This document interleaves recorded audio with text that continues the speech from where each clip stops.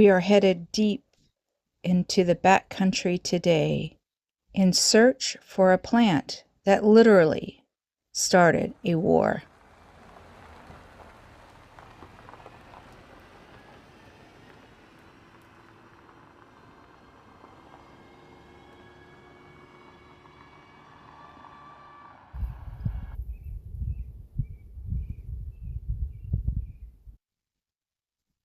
This is Common Camas. For thousands of years, these high desert prairies were filled with fields of this striking blue flower. To the native people of the Northwest, it wasn't just a pretty wildflower, it was one of their most sacred foundational food sources.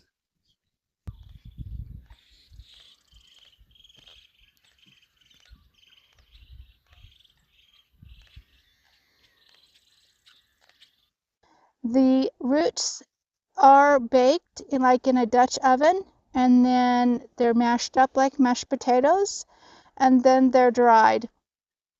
And they're put into like a pancake and then eaten all winter long as a substances. It has to be cooked. It cannot be eaten raw. So, but it is full of nutrients and was the main sustaining plant of the Native American tribes. Have you ever eaten it? Death Camas? No. Regular Camas? Yes. Yes. What does it taste like? Um, uh, I don't know. It's unique. Um, Roasted garlic without the garlic flavor. How's that? So like mashed potato consistency? Roasted Did it garlic. have an earthy flavor? Nope. Oh, so it was more earthy than you said garlic. Uh, More Camasy than a garlic. No garlic. So it has its own. It has its own unique flavor. Okay. You eat it raw, it won't do nothing. You gotta cook it. Yes, they would cook it.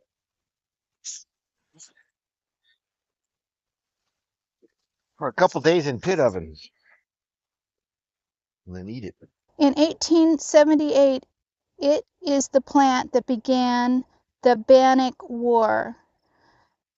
It had been put in a treaty with the Native Americans that all the Camas fields that were grown were to go to the Native Americans. However, when the Native Americans put it in their treaty, the word was misspelled, and because it was misspelled, that basically the United States government screwed them out of all their Camas fields. So that's what created and started the Bannock War. This was all in south of here in southeast Idaho is where the Camas fields are.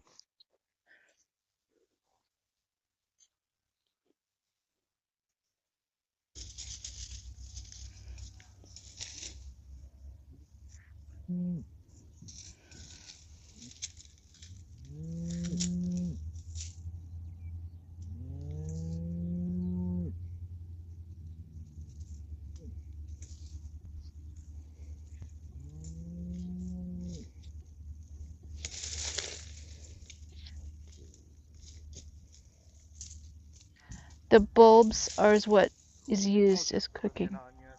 Those are cows. Because of that misspelling in the treaty, the government opened up these sacred Camas prairies to white settlers, and the settlers brought in their livestock. The herd is coming for us. So they're standing right now in a Camas field. If it was a hog, they would be rooting up the roots, the bulbs of the Camas. The reason Chief Buffalo Horn from the Bannock tribe put saving the Camas fields in the Treaty of 1868 was because of the livestock. The cows would come and trample the Camas fields, like the one I am sitting in right now. And the hogs would come and root up the bulbs of the Camas and totally destroy the field, so there would be no producing the cakes that were needed for the winter. That I'm going to call them cakes that the Camas was made into.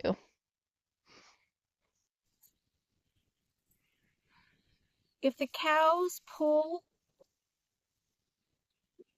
the stem out of the ground, that kills the bulbs. That is why grazing of the Camas fields gets reduced after years, because when the cows chew up, when the stem breaks away from the bulb, it kills the bulb. The hogs root the bulb out, and that is the difference. So this is not good for the Camas. For the Bannock and Shoshone people, watching their life-saving food supply get destroyed by livestock was the final breaking point. In the summer of 1878, it pushed them to take up arms to protect their land, and the Bannock War began.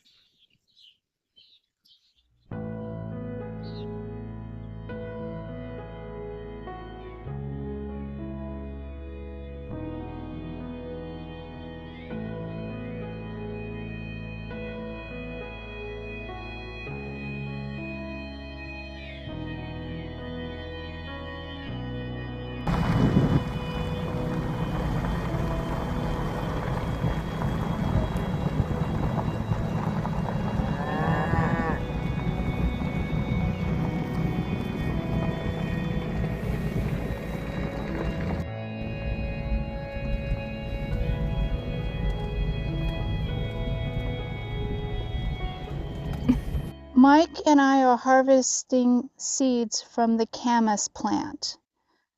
The seeds that we harvest will be used for restoration projects.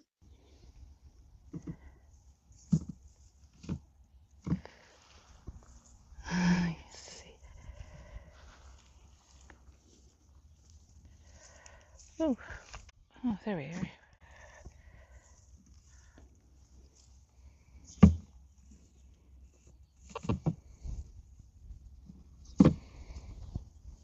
The Camas plant has a bulb underneath it, and when it blooms, it leaves seed behind. This is an example of a Camas field. Camas likes low pond areas. Mike is harvesting the seeds of the stem of the Camas right now.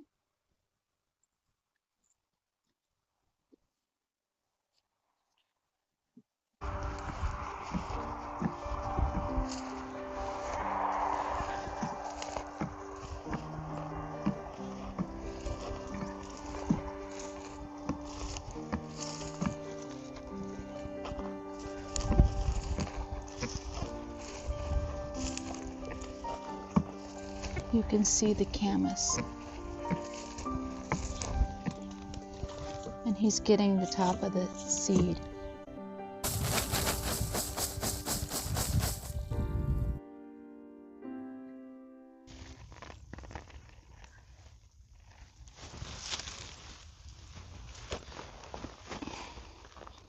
While harvesting common camas is deeply rewarding, it requires absolute certainty.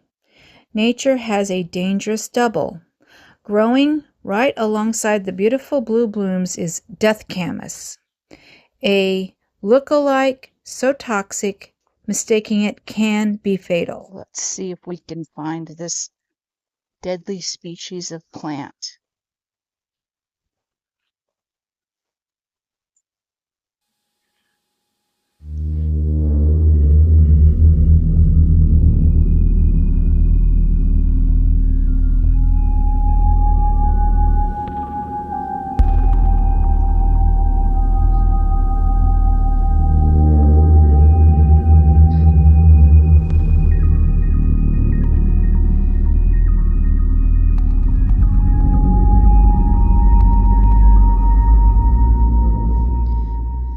This is Death Camas.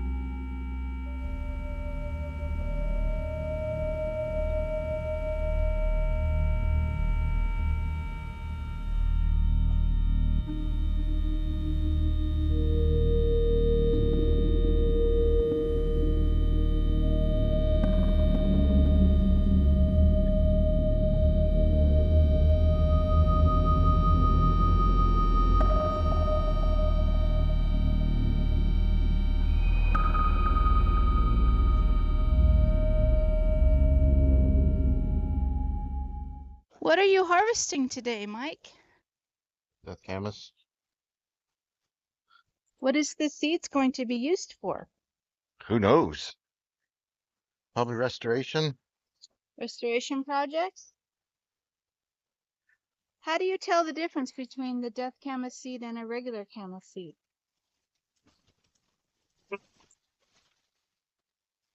Flat, long, brown. Regular Camas seed is brown, shiny black.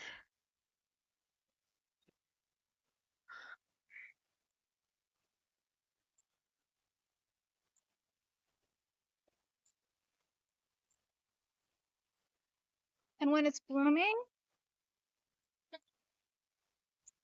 When it's blooming, well, green or cream. The other one's blue or purple. Okay. Oh, I'm sorry, I'm in your way. All right. Yep. Yeah. Thank you, darling. You're trampling over everything that I'm picking. That's right through here. Okay, I will get Behind away. me. Thank you for your time, darling. Let's get back to work.